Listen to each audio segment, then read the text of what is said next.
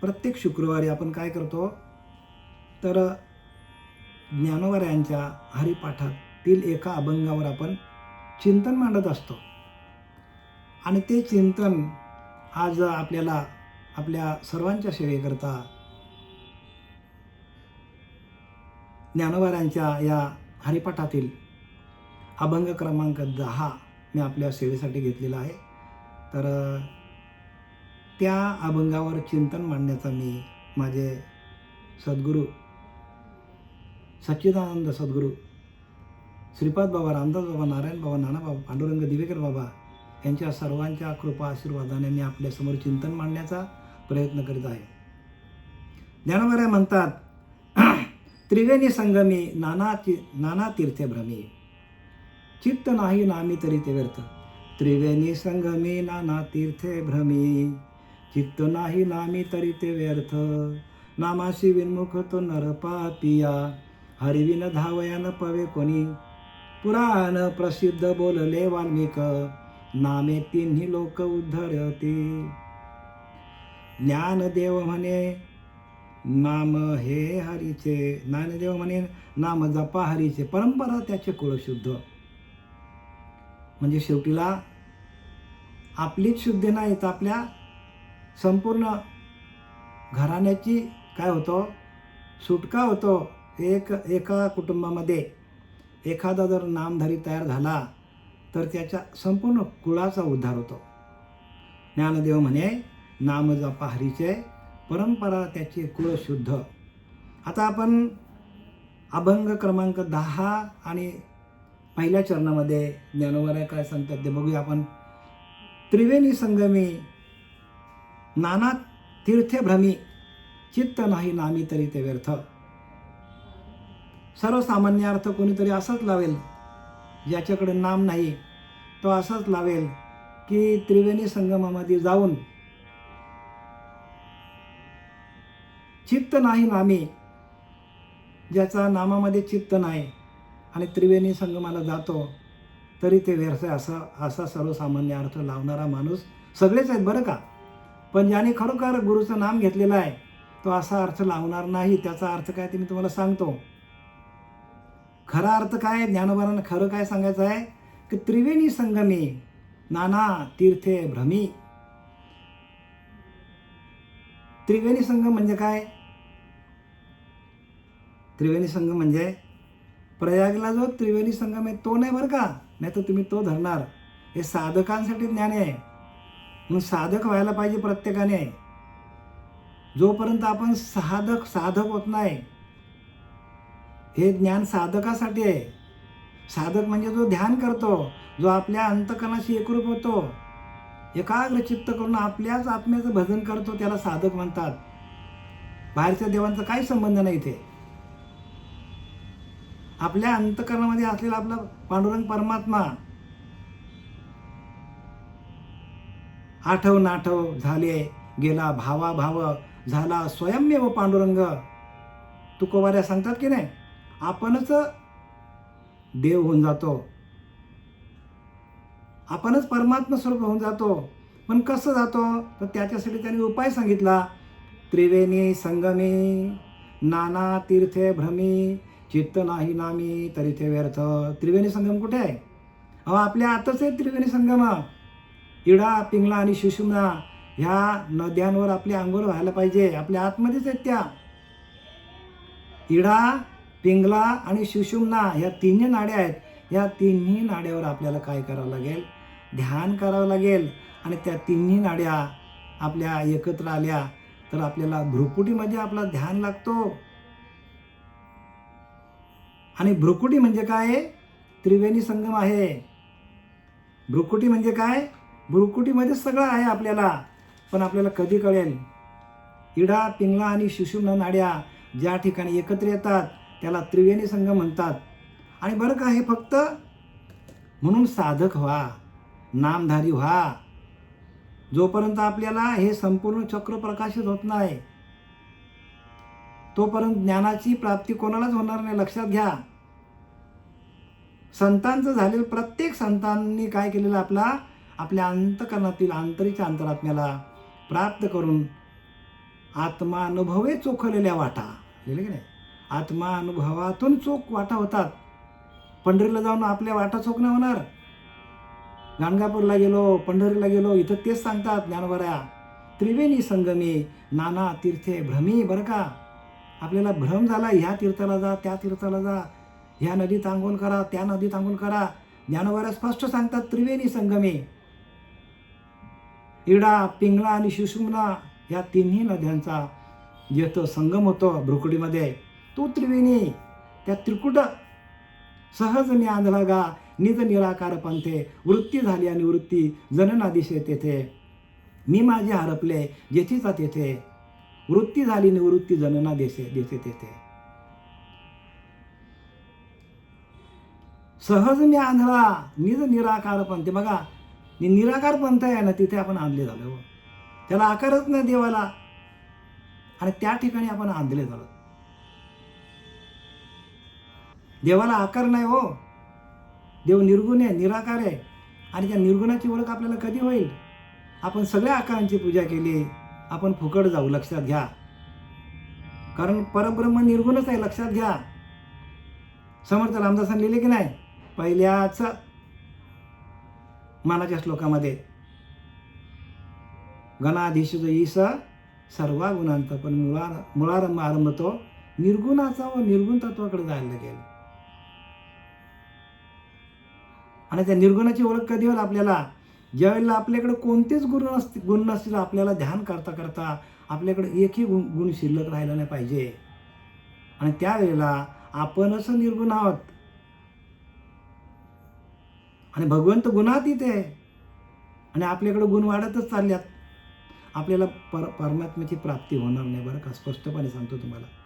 म्हणून त्रिवेणी संगमे, ज्या ठिकाणी इडा, पिंगळा आणि सुषुम्ना ह्या नाड्यांचं जिथं मिलन होतं, मिलन, आणि तिथून ज्ञानाची सुरुवात आहे.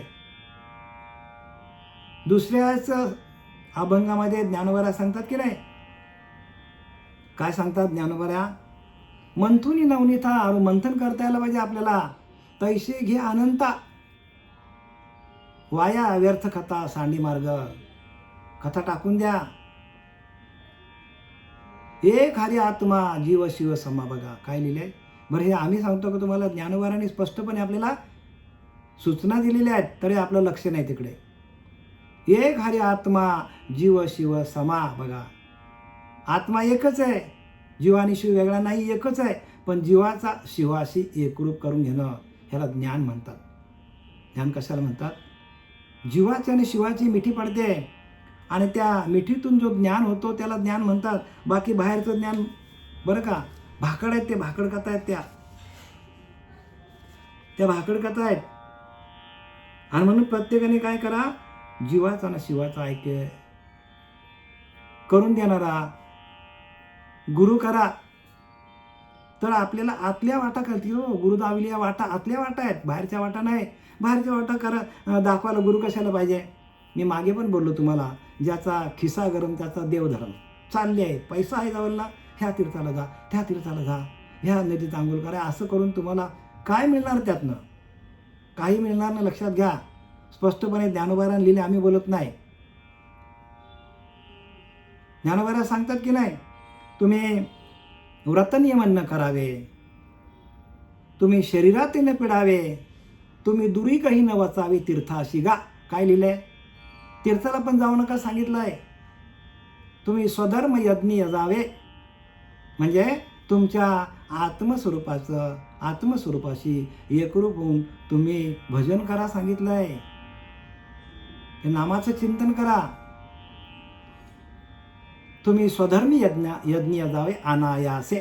अनायासे म्हणजे कुठल्याही प्रकारचा सायास करायची गरज नाही. तुमचं नाम अखंड चालू आहे. प्रत्येकाचं नाम चालू आहे. श्वास जातो येतो, जातो येतो, त्याच्यावरती आपलं नाम चालू आहे. आणि त्याची ओळख करून कोणी देत नाही. तोच आपला देव आहे. तो गेला, श्वास गेला तर आपण गेलो.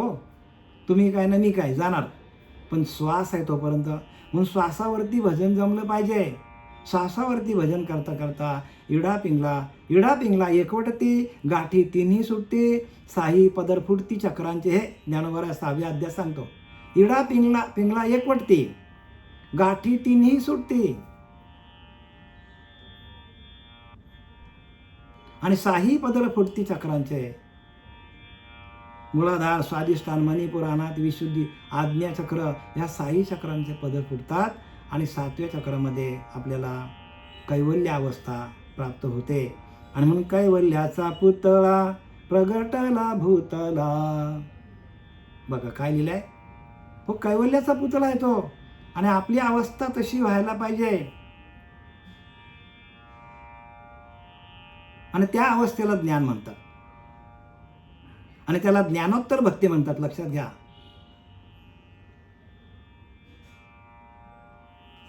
हे सगळं आपल्याला ज्ञानोबारांनी लिहून ठेवलेलं आहे, पण आपल्या जीवनामध्ये तसा गुरु येत नाही. साधना निष्ठ गुरु पाहिजे. हो, साधनरूपी भक्तीच्या युक्ती आहेत. नुसती साधना करून पण फायदा नाही. ती साधना कशी करायची त्याला पण युक्ती आहेत.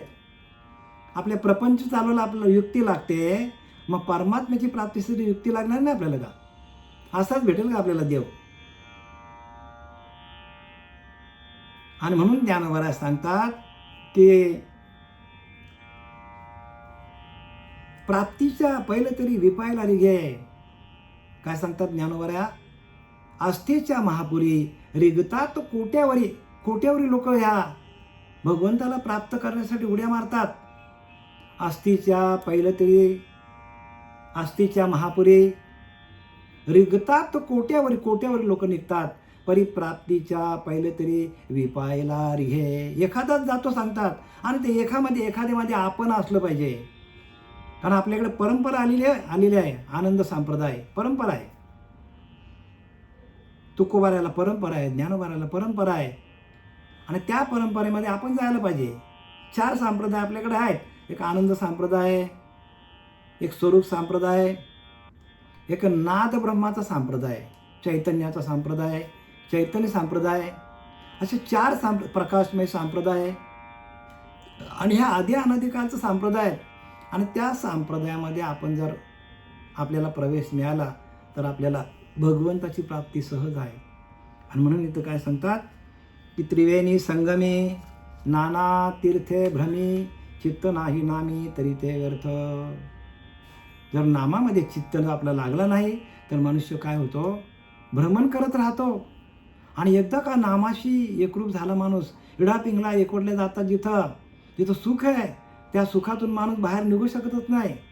कधी घरी जातो आणि कधी ध्यान करतो, कधी घरी जातो आणि कधी उठतो लवकर, 4 वाजताना, 5 वाजताना, 3 वाजताना, जेव्हा जागेल तेव्हा इडा पिंगला नाड्यांच्या माध्यमातून आपल्याला आत्मतत्वात प्रवेश करता येतो. असं प्रवेश करता येत नाही बरं का.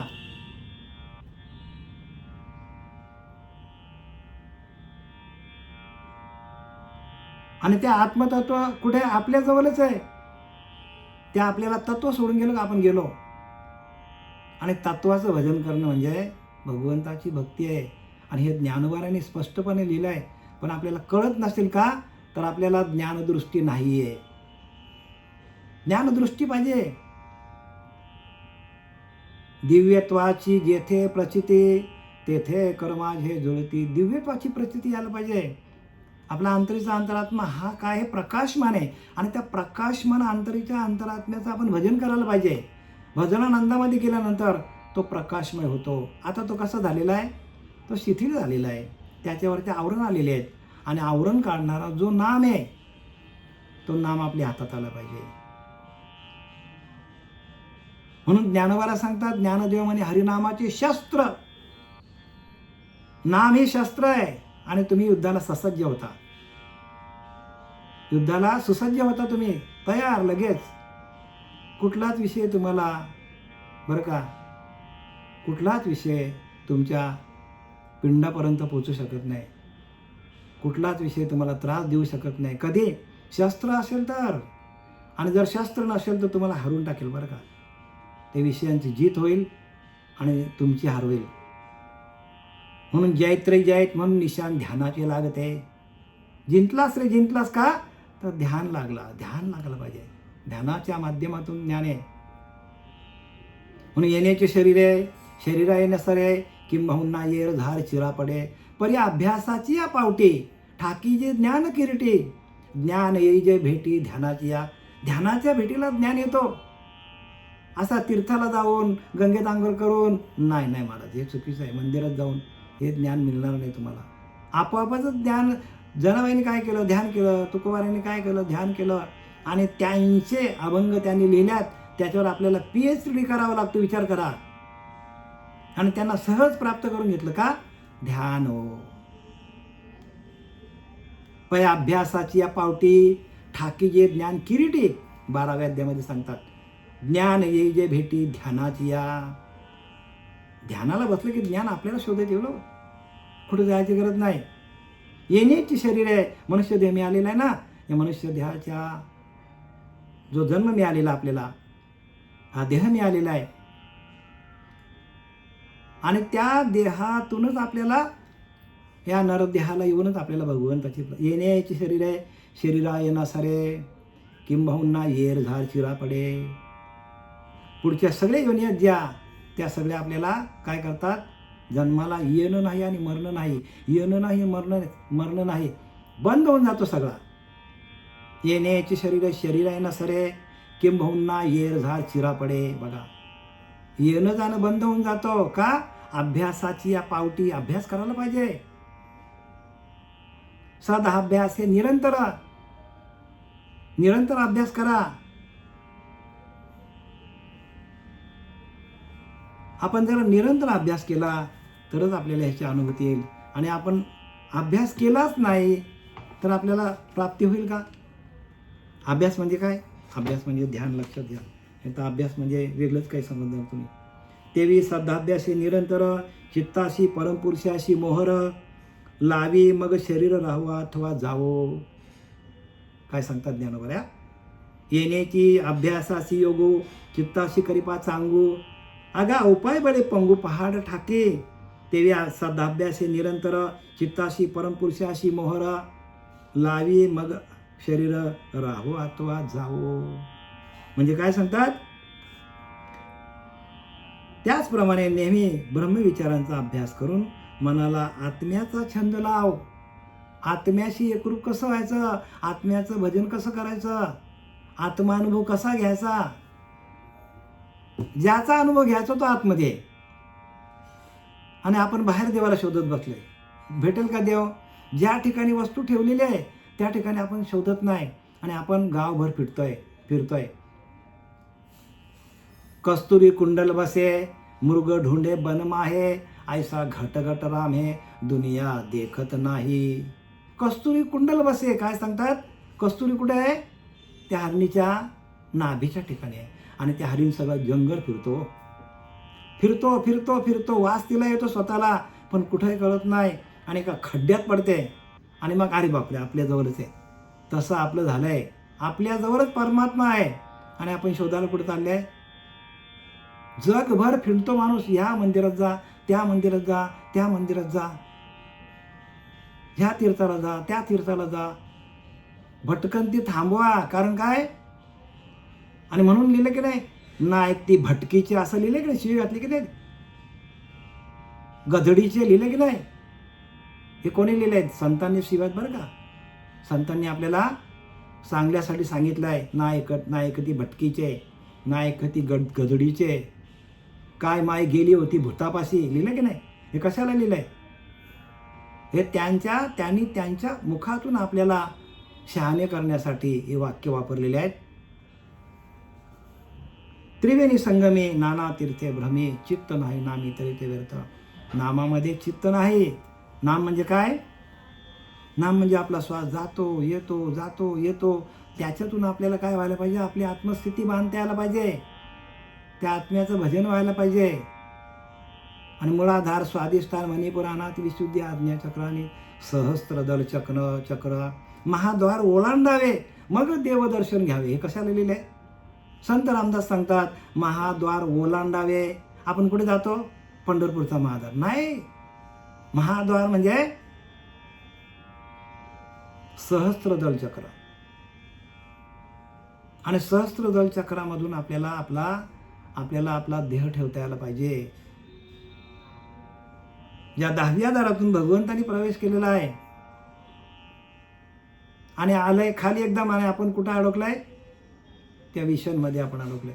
परत आपल्याला उलट प्राण्या फिरगो ते खासी, भरला पुरमायेचा लोंढा वाहून ये जाशी. काय सांगतात?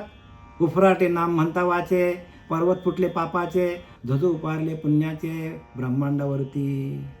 उफराटे नामासाठी वाल्मिक तरला उठाउठी, भविष्याला शतकोटी चरित्र रघुनाथाचे. उफराटे नाम चाललं तरच तुम्हाला ते ज्ञान होईल, नाही तर आपला हाय असाच चाललंय खाली आपलं नाम. नाही, मुलाधार ते ब्रह्मरंध्रापर्यंत जोपर्यंत आपली धाव चालू होत नाही तोपर्यंत हे ज्ञान प्राप्त होणार नाही. माणूस बाहेरच जाणार, तीर्थयात्रा करणार, मंदिरात जाणार, सगळं करणार, पण आपल्या हृदयरूपी मंदिरामध्ये असलेला भगवंत त्याला प्राप्त होणार नाही. का? मुक्ताबाई सांगतात की ना, उलट प्राण्या फिरगोते खासी. म्हणजे उलट म्हणजे मुलाधार ते ब्रह्मरंध्राकडे आपली धाव असली पाहिजे. भरला पूर मायेचा लोंढा, हे मायेमध्ये अडकून जाणार. मायेचा पूर आलाय आणि त्या पुराच्या लोंढ्यामध्ये सगळे वाहत चालले तो. एक ते तोडीचे निवडिले, बहुतची उगमाकडे गेले आणि उगम दर्शन जाता तीर्थरूप झाले. बघा, असे तोडीचे सद्गुरू मिळायला पाहिजे आपल्याला. एक ते तोडीचे मिळाले, बहुतची उगमाकडे गेले.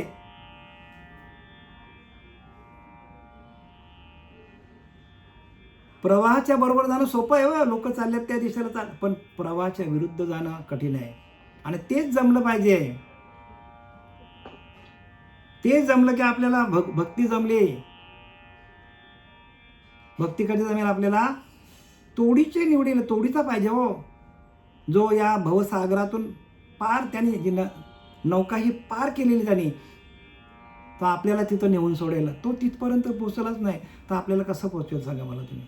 आपल्याला कायमचाच पोचवेल ना तो, कायमचाच बरं का अधोगती.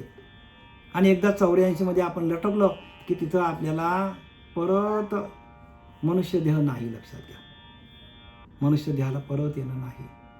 एकदा आपण अधोगतीला गेल्यानंतर एकदा चुकलिया वर्म फेरा पडे. कशाला लिहिलाय चुकलिया वर्म म्हणजे काय? अहो, जन्ममरणाचा फेरा आपल्याला परत आपल्या मागे लागेल. मग आपला वर्म दोन्ही दिसती सारखी, वर्म जाण येतो पारखी. वर्म आहे, त्रिवेणी संगम हे वर्म आहे हो, आणि त्या वर्माला आपण पारखी असलं पाहिजे. बघा, ध्यान करून इडा पिंगला नाड्या जोपर्यंत एकत्र होत नाही तोपर्यंत ज्ञानाची प्राप्ती नाही होत, तोपर्यंत ध्यान पण लागत नाही. आणि ते एकदा ध्यान लागलं की संपूर्ण देहाचा निराश होतो, देहाचा विसर पडतो, पूर्ण देहाचा निराश होतो. आणि म्हणून तुकोबारा सांगतात, तुका म्हणे आम्हा कळते चाचणी, बडबडीची वाणी अथवा सत्य. बघा, अनुभवाची वाणी आहे का नुसती बडबड माणूस करतोय आम्हाला कळतो, तुकोबारा सांगतात.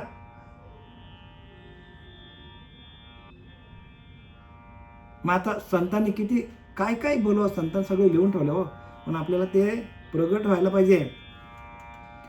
नामाशी विमुख तनर पापिया, हरविन धावयान पवे कोणी. आता ज्ञानोबा स्पष्ट सांगतात, ज्यांच्याकडे नाम नाही, नामाला विमुख आहे, तो माणूस पापीचा असं समजा, असं ज्ञानोबारांनी लिहिले बरं का, आम्ही नाही बोलत. नामाशी विमुख, आपल्याकडे नामच नसेल तर आपण नामाला विमुख आहोत. काही लोकांना नाम आहे पण त्यांना प्राप्त नाही. नामाशी विमुख, ज्यांच्याकडे नामच नाही त्यांच्याकडे पापच आहे. पुण्य काय आहे तर हरिमुखे म्हणा, पुण्याची गणना कोण करी. एकाच मुखातून नाही बरं का, परा पश्चिंती मध्यमा, या तिन्ही वाण्या आपल्या प्रकाशित व्हायला पाहिजे, चालू व्हायला पाहिजे. आणि नाभीपासून आपल्याला भगवंताचं नामस्मरण करता यायला पाहिजे. कारण तुकोबारा म्हणतात की नाही, उजळलेले भाग्य आता अवघी चिंता वारले, संत दर्शने थोर लाभ पद्मनाभ जोडलेला. जोडले का नाभ तुमचे? नाभ जोडले का? नाही जोडली तर मग ते ना खरं नाही मग काय. पण तुका म्हणे होता ठेवा तो या भावे साप. तुमच्याकडे आहे तो प्रत्येकाकडे, नाम प्रत्येकाकडे आहे. नाम असा, नामाशिवाय कोणीच नाही हो. प्रत्येक माणसाकडे नाम आहेच. तिसऱ्या अध्यायामध्ये सांगितलं आहे, ब्रह्मदेवाने सांगितलं आहे की मी त्याला जन्माला घालताना नाम देऊनच त्यानं जन्माला घातलेला आहे. पण ते आपल्याला ओळख करून देणारा गुरु मिळत नाही ना, गुह्य आहे ना ते. म्हणून दोन्ही दिसती सारखी, वर्म जाणे तो पारखी. वर्माचं हो, वर्माचं सांगितले आपल्याला, वर्म समजलं पाहिजे. प्रत्येक गोष्टीमध्ये वर्म आहे. मग भगवंताला प्राप्त करण्यामध्ये वर्म नाही का? असं सहज आहे का? नाही ना हो, सहज नाही ना. आणि म्हणून काय सांगतात की नामाशी विमुख तो नर पापिया, त्याच्याकडे पापच आहे. हरिविना धावया न पवे कोणी. हरीच आपल्याला तारू शकतो. आपल्याला काय तारेल? हरिविना धावया न पावे कोणी. हरीशिवाय कोणी धावून येत नाही. म्हणजे हरी म्हणजे ते नाम लक्षात घ्या. हरी म्हणजे काय? प्रत्यक्ष नाम. त्याला कोणी हरी संबोधतात, कोणी त्याला राम संबोध दिला जातो, कोणी त्याला कृष्ण म्हणतात. पण खरं वेगळं आहे, लक्षात घ्या. कारण त्याचा उच्चारच नाही हो, नामाचा उच्चारच नाही. नामाला उच्चारच नाही आहे.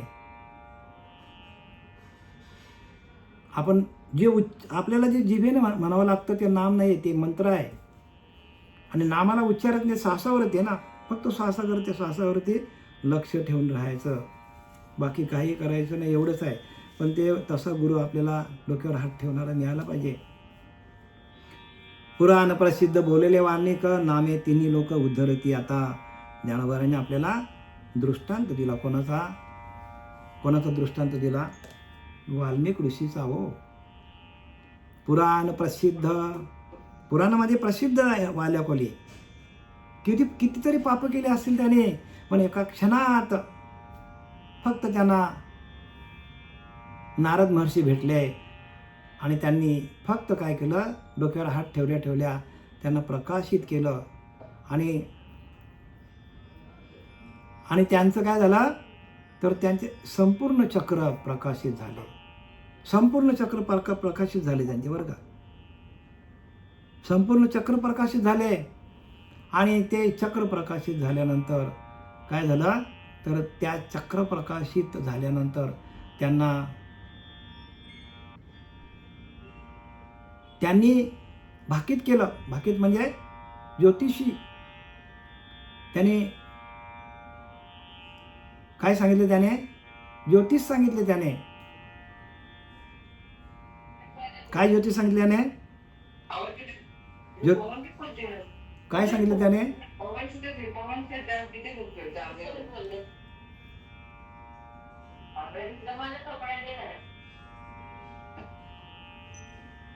काय ज्योतिष सांगितले? त्याने की कृतायुगातला वाल्याकोली, बरं का. पण त्याने त्रेतायुगातलं ज्योतिष सांगितलं की त्रेतायुगामध्ये राम जन्माला येणार आहे, त्याची धर्मपत्नी सीता असणार आहे, आणि त्याच्याबरोबर रावणाबरोबर त्याचं युद्ध होणार आहे. हे सगळं लिहून ठेवलं. पण कशाच्या जीवावर? नामाच्या जीवावर. विचार करा. भविष्य आणि शतकोटी काय म्हणजे शतकोटी रामायण त्यांनी लिहिलं. आणि त्याच्यामध्ये संपूर्ण राम जन्माला येणार, त्याचं रावणाबरोबर युद्ध होणार, काय सगळं त्यांनी लिहून ठेवलं आहे. कशाच्या जीवावर? एक नामाच्या जीवावर. म्हणून नामाशी विमुख तर नर पापिया, हरिविन धावया न पवे कोणी. पुराण प्रसिद्ध बोलेले वाल्मिक नामे तिन्ही लोक उद्धरती. मृत्यूलोक, पाताळलोक, स्वर्गलोक, तिन्ही लोकांमध्ये नामाचा उद्धार होतो. म्हणून जेवढी नामापाशी शक्ती तेवढी पापे नाही त्रिजगती. नामापाशी चारी मुक्ती निश्चित जाण विदेहा. नवनारायण येऊन कोणाला सांगतात? जनक राजाला सांगतात, हे विधे राजा, नामापाशी एवढी शक्ती आहे. जेवढी नामापाशी शक्ती तेवढी पापे नाही त्रिजगती. मृत्यूलोक, पाताळलोक आणि स्वर्गलोक या तिन्ही लोकांचा पाप एकत्र केला, गाठोडा बांधला आणि त्याला आपण नामाची पुटी दिली. एका क्षणात संपूर्ण पापाचा नाश होईल. म्हणून काय लिहिलंय? काय सांगतात? नामे तिन्ही लोक उद्धरती. नामातून तिन्ही लोकांचा उद्धार होणार आहे. आणि त्यासाठी उदाहरण कोणाला घेतलं? तर वाल्मिक ऋषींना घेतलं. आणि वाल्मिक ऋषींनी रामायण कोणाच्या जीवावर लिहिलं तर त्यांना नारद महर्षी भेटले. त्यांनी नाम दिला आणि नाम साधन करता करता भगवंताला प्राप्त केले त्यांनी. आणि भगवंताला प्राप्त करून हृदयामध्ये भगवंताला प्राप्त केलं आणि भगवंत हृदयामध्ये येऊन त्यांच्याकडनं रामायण त्यांनी लिहून घेतला प्रत्यक्ष. म्हणून रामाचा जन्म कुठे झाला पहिल्यांदा तर वाल्मिक ऋषीच्या हृदयामध्ये. कारण तेव्हा वाल्मिक ऋषी जेव्हा होता तेव्हा राम जन्माला आलाच नव्हता. मग त्याने कोणाचं भजन केलं वाल्मिक ऋषीने? त्याने आत्मारामाचं भजन केलं. विचार करा, आत्माराम, तेव्हा राम नव्हता, तेव्हा राम जन्मालाच आला नव्हता हो. आणि म्हणून त्यावेळेला ज्यावेळेला रामच जन्माला आला नव्हता मग त्या वाल्या कोलीने किंवा वाल्मिक ऋषीने कोणाचं भजन केलं? कुठलाच देव नव्हता तेव्हा. त्याने आपल्या आत्मारामाचं भजन केलं आणि तेच भजन आपल्याला करावं लागेल. झालेली सेवा सच्चिदानंद सद्गुरू श्रीपाद बाबा, रामदास बाबा, नारायण बाबा, नाना बाबा, पांडुरंग दिवेकर बाबा यांच्या चरणी समर्पित करीत आहे.